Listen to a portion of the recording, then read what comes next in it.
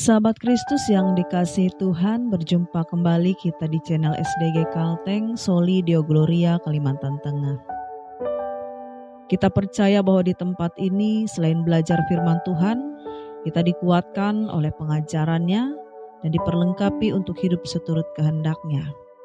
Kami percaya bahwa setiap khotbah dan renungan yang dibagikan akan menjadi berkat, meneguhkan iman, serta menuntun kita semakin dekat kepada Kristus.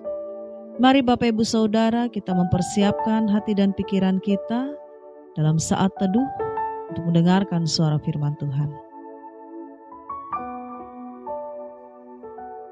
Mari kita berdoa. Tuhan Yesus, kami datang kepadamu dengan hati yang rindu mendengar suara-Mu. Hari ini Tuhan, kami ingin menenangkan hati kami di hadapan-Mu. Kami ingin hanya mendengar Engkau yang berbicara. Bukalah hati kami agar siap menerima kebenaran. Ya Roh Kudus, tuntun kami masuk ke dalam kebenaran. Di dalam nama Tuhan Yesus Kristus kami siap untuk mendengarkan firman-Mu. Amin. Yeremia pasal 29 ayat yang ke-8 hingga ayat yang ke-23. Diberi judul bagi kita, hidup benar. Shalom, Bapak Ibu Saudara yang dikasihi Tuhan. Hari ini kita akan merenungkan satu bagian firman Tuhan yang kuat, dan tentunya ini menjadi hal yang relevan bagi kehidupan kita di zaman ini. Firman Tuhan diambil dari Yeremia pasal 29 ayat yang ke-8 hingga ayat yang ke-23 dengan tema hidup benar. Mari kita bersama membuka bagian ini. Sebab beginilah firman Tuhan semesta alam, Allah Israel. Janganlah kamu biarkan dirimu ditipu oleh nabi-nabimu yang ada di tengah-tengahmu, dan oleh juru-juru tenungmu, dan janganlah kamu dengarkan mimpi-mimpi yang mereka mimpikan, sebab mereka bernubuat palsu kepadamu demi namaku. Aku tidak mengutus mereka, demikianlah firman Tuhan. Yeremia menulis surat ini kepada umat Tuhan yang sedang dibuang ke Babel. Mereka hidup jauh dari tanah air, jauh dari bait Allah, dan jauh dari segala yang mereka kenal.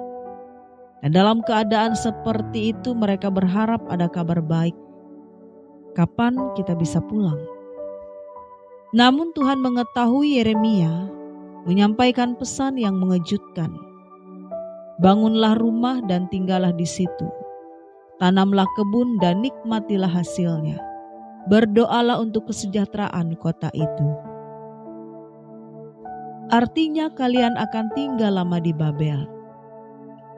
Tentu itu bukan kabar yang menyenangkan. Sementara itu muncul nabi-nabi palsu, orang-orang seperti Ahab, Zedekia, dan Semaya yang berkata, tidak lama lagi kita akan kembali. Tuhan akan segera membebaskan kita. Saudaraku, bisa kita bayangkan suara siapa yang lebih disukai? Tentu suara yang memberi harapan cepat, bukan suara yang membajak, bahkan mengajak untuk bersabar. Tapi disitulah persoalannya. Tuhan mengingatkan umat-Nya, jangan tertipu oleh mereka. Mereka bernubuat demi namaku, padahal aku tidak mengutus mereka. Yeremia menyampaikan kebenaran yang pahit, tapi itulah kebenaran sejati. Di sini Tuhan tidak sedang menghukum tanpa maksud, melainkan Ia sedang mendidik umat-Nya di tanah pembuangan, supaya mereka kembali berakar kepada ketaatan dan bukan pada kenikmatan. Bapak Ibu Saudara, seringkali kita pun seperti bangsa Israel.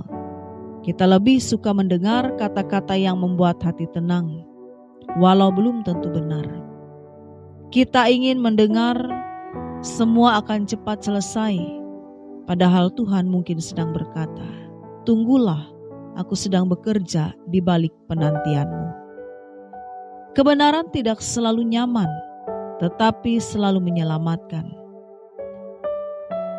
Bapak Ibu yang dikasihi Tuhan, di masa pembuangan itu Tuhan juga berfirman, Melewati Yeremia pasal 29 ayat yang ke-11.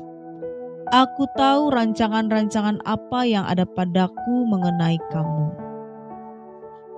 Tuhan tahu apa yang Ia lakukan. Penundaan bukan berarti penolakan.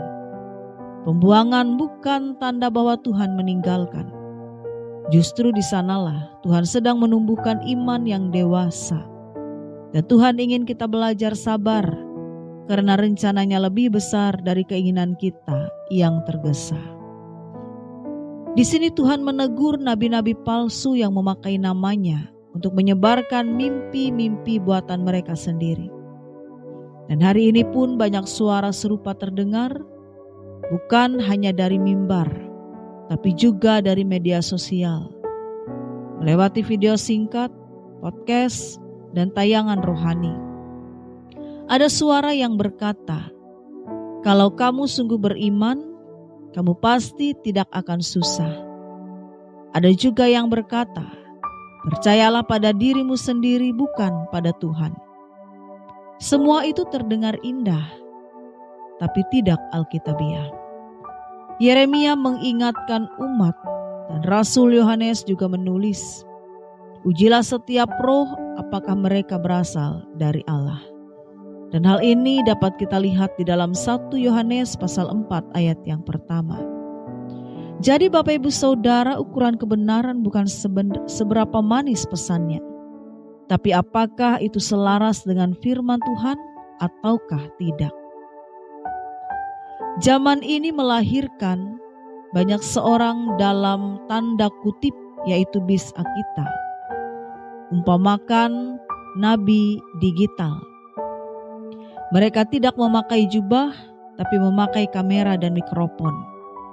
Mereka bisa viral dalam semalam, tapi belum tentu berbicara atas nama Tuhan. Kita hidup di era algoritma rohani, di mana orang hanya mau mendengar khotbah yang menyenangkan, bukan yang menegur. Kita mencari pengajaran yang sejalan dengan keinginan kita, bukan dengan kehendak Allah. Namun di tengah semua itu, Tuhan memanggil kita menjadi Yeremia masa kini, untuk tetap setia berbicara benar. Saudara-saudari, mungkin hari ini kita juga merasa seperti di pembuangan. Kehidupan terasa berat, doa seolah tak terjawab, dan masa depan tidak ada yang jelas. Tapi ingatlah bahwa Tuhan tidak sedang diam. Suara dunia membuat kita gelisah, tetapi suara Tuhan memberi damai. Suara dunia menjanjikan jalan cepat, tapi suara Tuhan menuntun kita berjalan perlahan supaya iman kita matang. Jangan biarkan suara palsu mengambil alih pendengaran kita.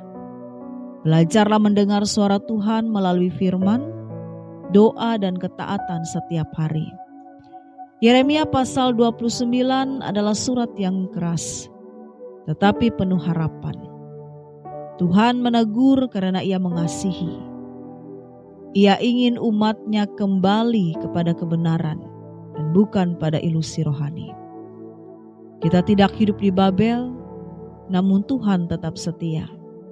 Dan Ia akan kita ingin menjadi umat yang berakar dalam kebenaran dan bukan yang mudah digoyangkan.